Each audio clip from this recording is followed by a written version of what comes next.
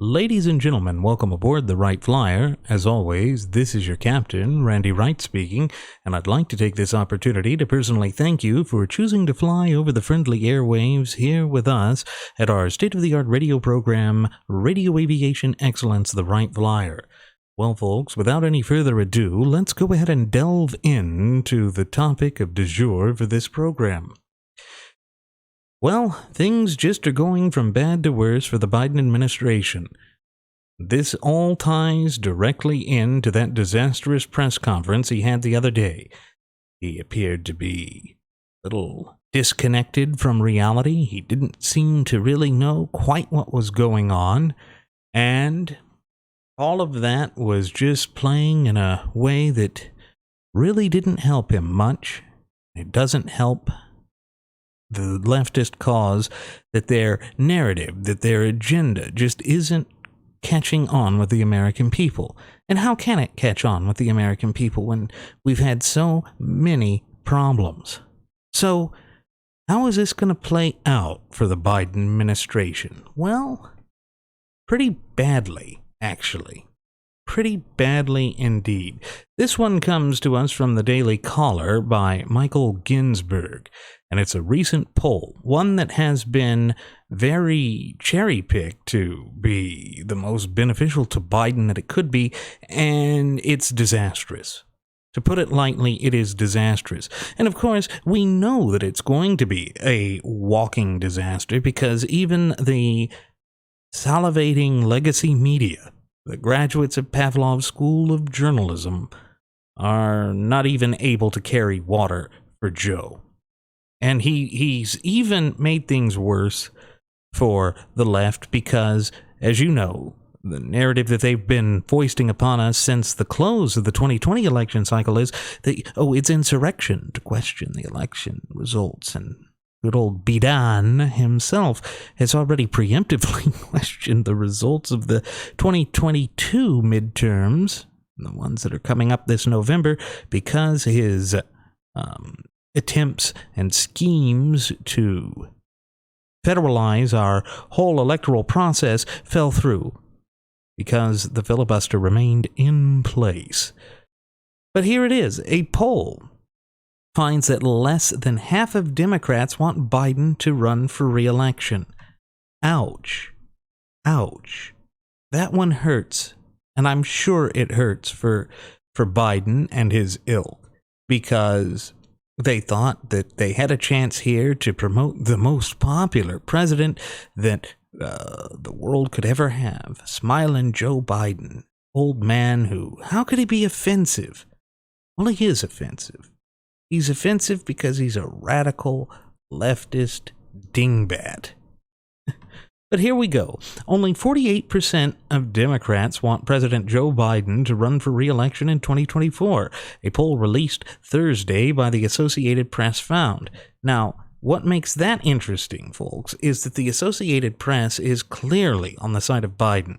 They like Biden. They have carried water for Biden. They are Biden apologists, but even they are finding that things just aren't working too well for the 46th president. Overall, 28% of Americans said they want Biden to run for re-election. The AP NORC poll of 1,161 adults found. It's important to note that the poll conducted January 13th to the 18th had a margin of error of 3.8%. Biden, who became the oldest president upon his inauguration in January 2021 and will be 81 in 2024, has been dogged since the 2020 primaries by rumors that he would only be a one-term president.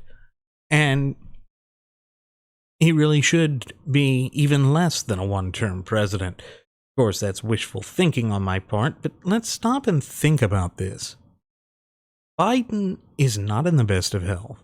He had had aneurysms before he'd even sought the presidency, and he's clearly suffering from cognitive decline of the worst sort that is just going to get worse, that is only slated to basically accelerate at rapid succession.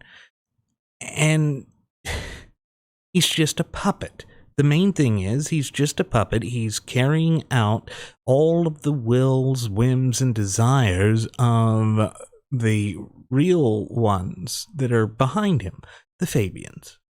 And they thought they had the key here, but as we can see, it's just not working out for them.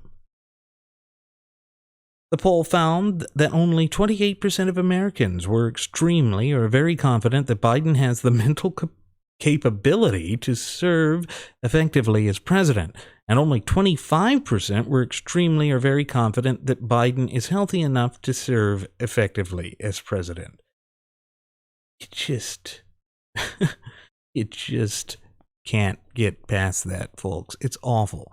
The last president not to seek a term for which he was constitutionally eligible was Lyndon Baines Johnson in 1968. Now, that's pretty staggering. It would be funny because LBJ pretty much was a failed president too. And Biden can effectively be compared to him. I mean, the damage that he's done is very similar to what LBJ's Great Society did to the United States, and it really shows no signs of improving. It can't improve under Biden, but that's the thing. We can't ignore this. We can ill afford to ignore this, but it goes on. Only 60% of Americans believe that Biden has made the country more united, compared to 43% who think he has made it more divided, according to the poll. 42% believe he has had not much of an impact in terms of the country's unity. Well, maybe yes and no. Certainly, he has made us more divided in the way that he's fanned the flames of derision, in the ways that he has just basically doubled down on a lot of unpopular things. And then for him to have the gall at the height of that press conference to sit there and say that he has overperformed. He's delusional. And this is the most delusional president that we've had, at least that I can think of in my lifetime. And it's a staggering disaster because we are essentially, with inflation and all of the other issues that have come to the surface with Biden, we've been flung back to the 1970s, to the era of Jimmy Carter, to the malaise era of the United States. And that is certainly not a period that I think we want to be back into. It's certainly not a good period for American history. But it's also interesting to see that 47% of Americans had a positive opinion of Biden, compared to 50% who had a negative opinion of the 46th president. Vice President Kamala Harris was viewed positively by 43% of Americans and negatively by 45%. So they're underwater with respect to likability. And this being a midterm election year, that could clearly spell disaster for them. It clearly could. The same poll found that 27% of Americans, including 56% of Republicans, want former President Donald Trump to run in 2024. Faced with a series of negative polls, Biden pushed back during his Wednesday press conference.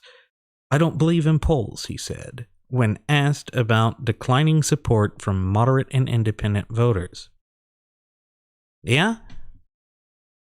You cannot believe in polls, Biden, and we cannot believe in the narrative that you've foisted upon us. We can not believe that in many ways that you are capable of being president. It seems that your bigger issue is that you don't have the support of the American people. You do not have people believing that you are a viable president, and that is going to negatively impact the Democrats going into the midterms. And that's why there's already an unprecedented number of Democrats. I believe it's up to 28 that are not going to be seeking re-election in the House. Why are they basically in mass numbers heading towards a cliff like lemmings to jump off of this sinking ship? Well, I think in point in fact that it has to do with the fact that the ship is sinking. There is no way to deny that the Biden administration has placed the Democratic Party in its most disadvantageous position in decades. And I say this because when you look at it, this is shaping up to be like 1992. And in 1992, the American people wanted to punish the Democrat Party. And not just the Democrat Party, they wanted to punish those that were already in power for essentially allowing the government to continue to push us into a malaise period, to squander opportunities that were afforded to us at the time, and to voice their displeasure with Washington. Well, Washington certainly isn't working for us right now. If it was, things would certainly be going a lot better in our lives. We wouldn't be suffering with rampant inflation, with skyrocketing prices for commodities and goods and all of that, and we would have a decent economy. And our freedoms wouldn't feel challenged or under threat or in jeopardy, but they do. All of these things are what we're facing right now, and yes, Biden is to blame. Biden is absolutely to blame for all of that. Of course, he's going to deny it, just as he did here. And that's why we have to be proactive in the looming midterms this November.